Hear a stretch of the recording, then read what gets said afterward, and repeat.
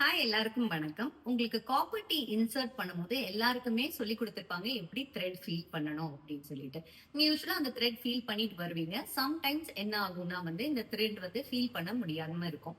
சரி, நீங்க ஃபர்ஸ்ட் பயப்படாதீங்க. ஏன்னா யூஸ்வலா நாளாக நாளாக இந்த த்ரெட் என்ன ஆகும்னா சாஃப்ட் ஆகி அதுக்கப்புறமா கேர்ல் அப் ஆயிக்கும். அதாவது சுருண்டு மேல போயிடும்.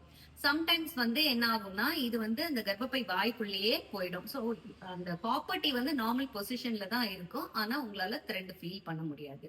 2 to 10% ஆஃப் த கேசஸ்ல என்ன ஆகும்னா உங்களுக்கு ஹெவி ப்ளீடிங் கிளாட்டோட இருக்கும்போது இந்த யூட்ரஸ் கான்ட்ராக்ட் ஆகி ரிலாக்ஸ் ஆகும்போது இந்த காப்பர் டீ வெளியில விழுந்துரும். சம்டைம்ஸ் உங்க கண்ணுக்கு படும், சில சமயம் உங்க கண்ணுக்கு படாது. அப்போ இந்த த்ரெட் தெரியாம இருக்கலாம்.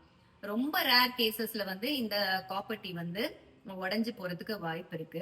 முக்கியமா நம்ம வரி பண்ண வேண்டிய விஷயம் ஒண்ணு என்னன்னா, இந்த காப்பர்ட்டி மிஸ்பிளேஸ் ஆகுறது. அதாவது நேரா இருக்க வேண்டிய காப்பர்ட்டி குறுக்குலயோ இல்ல வேற ஏதோ ஒரு பொசிஷன்லயோ கர்ப்பப்பைய பியர்ஸ் பண்ணிட்டு இருக்கும். இல்ல கர்ப்பப்பைய விட்டு வெளியில கூட சைட்ல இருக்கிறதுக்கான வாய்ப்புகள் இருக்கு. சோ இந்த மாதிரி சிச்சுவேஷன்ல உங்களுக்கு நல்ல சிவியர் பெயின் இருக்கும், ஹெவி ப்ளீடிங்கும் இருக்கும்.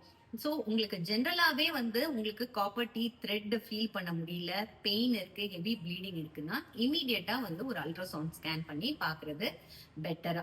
ஏன்னா நம்ம ஒரு சிம்பிள் அல்ட்ராசவுண்ட்ல இந்த காப்பர் டீ பொசிஷனை அது நார்மலா இருக்கா அப்நார்மலா இருக்கா அப்படின்றத அழகா கண்டுபிடிக்க முடியும். இன்னும் நம்ம 3D யூஸ் பண்ணி நம்ம பண்ணும் போது என்ன ஆகும்னா அது அப்நார்மலா இருந்துச்சுன்னா அதை அழகா மேப் பண்ணி எங்க இருக்கு, எந்த இடத்துல குத்திக்கிட்டு இருக்கு அப்படின்றத நம்ம ஈஸியா கண்டுபிடிச்சிடலாம்.